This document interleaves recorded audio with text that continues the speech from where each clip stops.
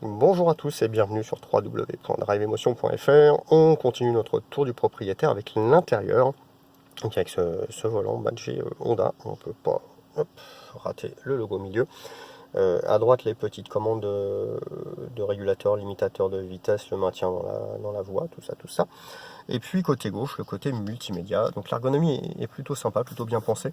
Il y a juste quelques matériaux, là on voit ça brandouille un petit peu, ça c'est pas top. Donc je sais pas comment ça vieillira. Mais c'est dommage parce que c'est plutôt bien fini par ailleurs. Derrière on voit les petites palettes aussi de chaque côté là. Hop, plus et moins. Alors c'est pas du tout pour passer les vitesses, on est sur un hybride avec une boîte à variateur. C'est pour jouer sur le niveau de charge au lever de pied.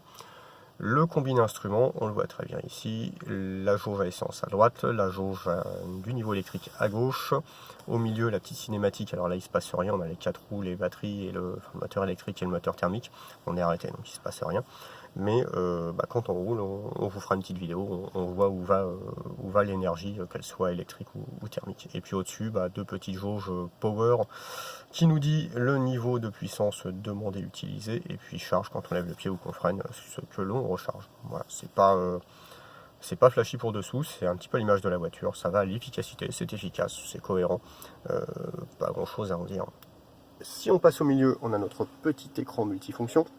Alors je dis petit, vraiment petit, 7 pouces, c'est pas très grand, fort heureusement là les commandes ici des portées n'empiètent pas dessus, ça nous permet de gagner un petit peu, mais c'est pas un écran très grand. Le design est sympa, son intégration aussi, par contre il est lent, dès que je demande quelque chose, pouf, ça met quand même pas mal de temps à s'afficher, et ça devient vite agaçant en fait, on passe son temps à attendre l'écran, c'est dommage parce qu'il y a tout ce qu'il faut dedans, mais la réactivité est un petit peu limitée. Alors si on va au niveau des réglages de son, c'est vrai que ça nous tient à cœur le son, on trouve un égaliseur 3 bandes, donc très bien, certains font mieux, d'autres font beaucoup moins bien, mais là on a 3 bandes, et puis on a un petit réglage de subwoofer séparé, donc ce qui permet de régler le son de manière tout à fait correcte. Le son est pas siglé d'un constructeur particulier, mais ça fait le job, il n'y a pas de souci particulier.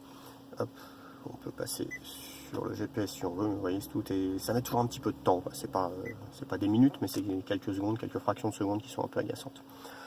En dessous, le panneau de commande de la boîte de vitesse, donc on n'a pas de levier sur cette boîte à variateur, on a 4 petits boutons, donc le drive, le neutre, la marche arrière, le parking, le frein de parking de nouveau à gauche, et puis les modes sport, électrique, etc.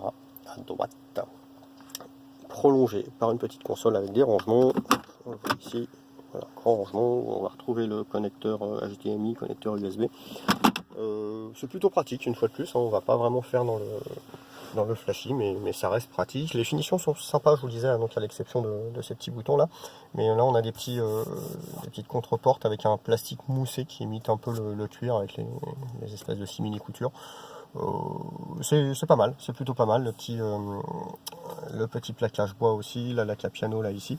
Donc le look est cohérent, la finition est sympa. Voilà, ça cherche pas à vous en mettre plein la vue, mais ça va vers l'efficacité, la fonctionnalité, et c'est globalement assez propre. Alors si, tiens, un petit point de détail qu'on voulait montrer, ce qui sont trop forts ces japonais.